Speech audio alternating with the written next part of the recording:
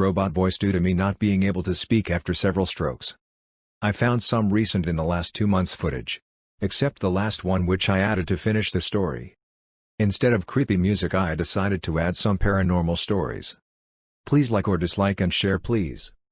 Alrighty, take it away. I recall a few months ago, I was on my 3DS, when I heard my little 7-year-old brother calling my name. This wasn't uncommon as he used to stay up a lot on his iPod watching YouTube, and had questions for so-and-so thing in game. So I put on a shirt and went to check on him. He was laying on the couch under his blanket, his phone still playing Minecraft videos, when he looked at me and asked me to check his room for the knocking.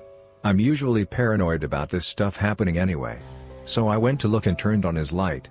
As I glanced at the window I saw a kid, not a man, a kid, maybe 11 to 12 years old just sitting there, smiling, looking like he just had the best day ever before running off.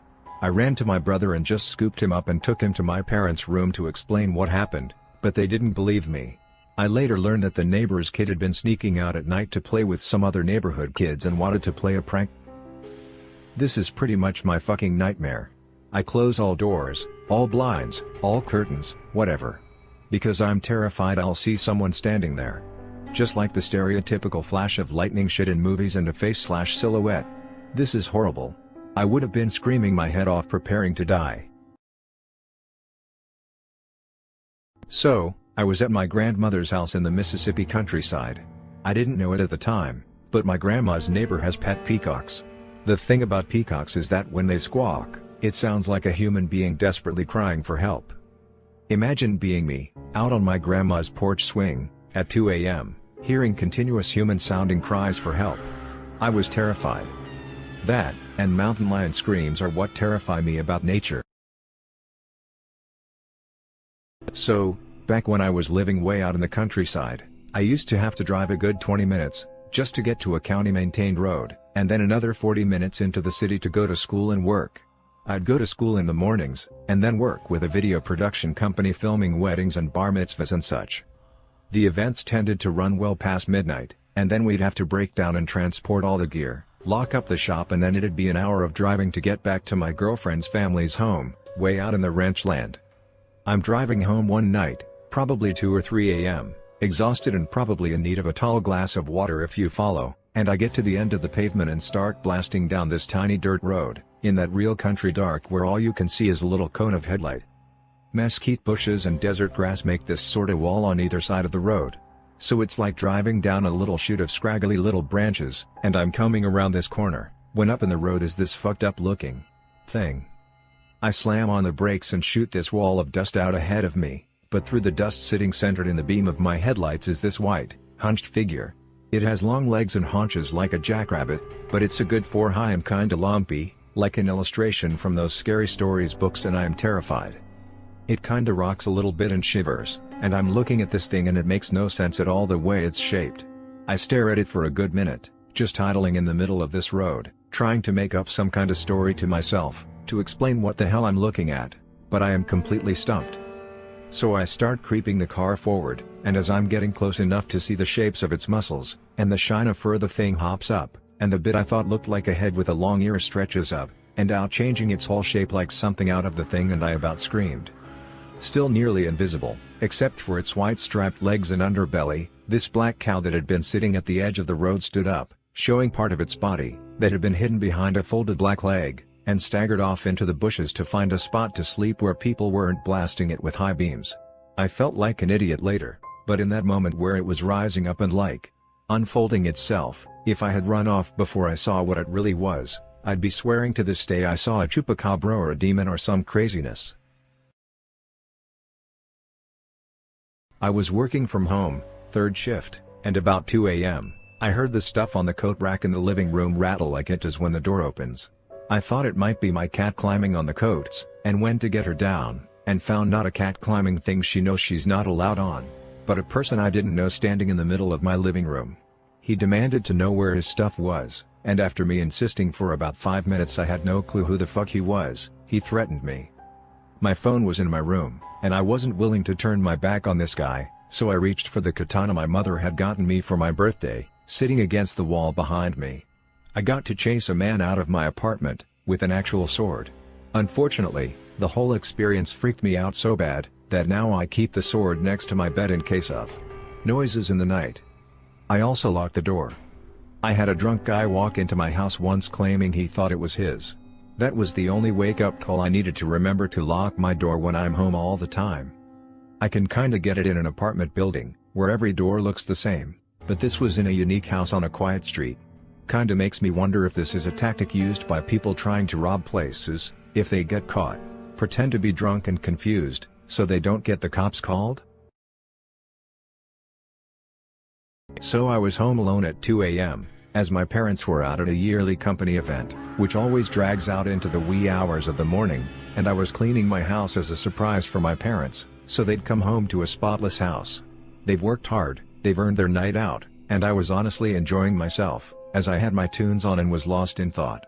All the lights were on, so even though it was night, there wasn't no dark spooky corner to make me feel uncomfortable. This is important for later. As I'm cleaning, I think I hear a door creaking. I shut off the music and sure enough, I hear creaking again. I go out into the hallway and it's the door to my sister's room creaking open. The light in her room is off, which I immediately found odd, as I hadn't even gone into her room since it didn't need any cleaning. I figured the light was always off, or maybe I forgot having shut it off. There wasn't much in the way of wind, but the doors have been known to open and close sometimes on their own. Offhandedly, I say aloud, "Hey, could you close the door? I'd appreciate it." The door begins to creak closed, which at first started giving me the chills, but I dismissed it, thinking I must have just timed my words to when it would start creaking closed. So I added on, "Actually, it's cool, you can keep it open." It started opening up again, creaking ever so slowly. I was starting to get creeped out, so I decided to just walk past and ignore it, chalk it up to my imagination getting the better of me. I didn't feel like putting my tunes back on, so as I cleaned, I kept hearing the door creaking again and again. And every time it was just the door to my sister's room. Starting to get tired and almost sure it was just the wind or something, I passed by it and saw it more open than before, and pitch black inside. I didn't stick around to look inside, and just commented in an offhand tone, "Just close the door already, cool thanks ghosts." Slam. I nearly jumped out of my fucking skin, and immediately turned around, to see the door to my sister's room closed shut. My eyes were wide and my heart was racing. Everything was so silent and calm, I had trouble believing I was so absolutely terrified. What scared me the most was the fact that my sister's room has a door, where you need to turn the knob to fully close it, else the little metal piece which keeps the door closed, makes it bounce off the frame, unless you slammed it hard enough to bypass the resistance of the metal spring in the knob. The other thing that absolutely terrified me, and made me go into my room, and wait for my parents to come back home, was that under the edges of the door into her room, the light was on. Listen, for my own sake I'm going to pretend this is made up. I worked overnights at a gas station, well lit, considered it my home away from home, treated everyone nice except one person, who assaulted me one time for declining her card, except I can't decline it manually, so, anyway, first things first, I'm mopping the back room area as a above and beyond thing for my boss, used to even clean the ceiling vents, like I said, home away from home, and I come out to the front counter, where the cigarette drawer that has all the cartons is hanging open. I immediately think I got robbed, so I lock the front doors to go in the back room to check the security footage. On the camera, the drawer opens on its own, which isn't possible, since they'll shut on their own if left partially open, ensuring they only stay open if pulled all the way out. Feeling a bit creeped out but glad I wasn't robbed, I go to the front door, which has one of those twisting locks. I grab the lock to unlock it by twisting. When a loud clunk occurs, and suddenly the lock is jammed shut. I called my assistant manager to inform her, and while on the phone using all my might to unlock the lock, there's 3 customers outside just laughing at this gas station clerk locked inside their store.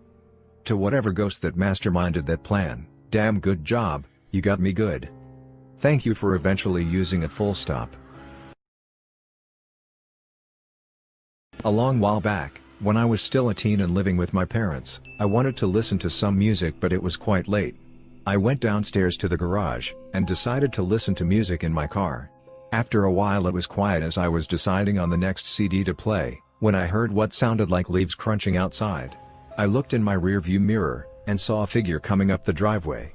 The motion-activated floodlight on, the garage did not illuminate as the figure approached the front door. I quickly and quietly head back inside and go up to the kitchen, where I could get a view of the front door. It was still quite dark, but I could make out the shape of a person standing at the front door. They stood there for a moment before I hear a knock. Obviously, this is strange for a quiet neighborhood at 3 a.m.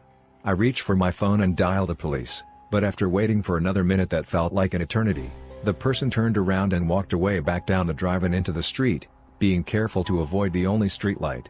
Before the police had arrived, he was gone. They started to search the area but found no one. One officer came to ask questions and get a description, but it was so dark I couldn't make out anything useful.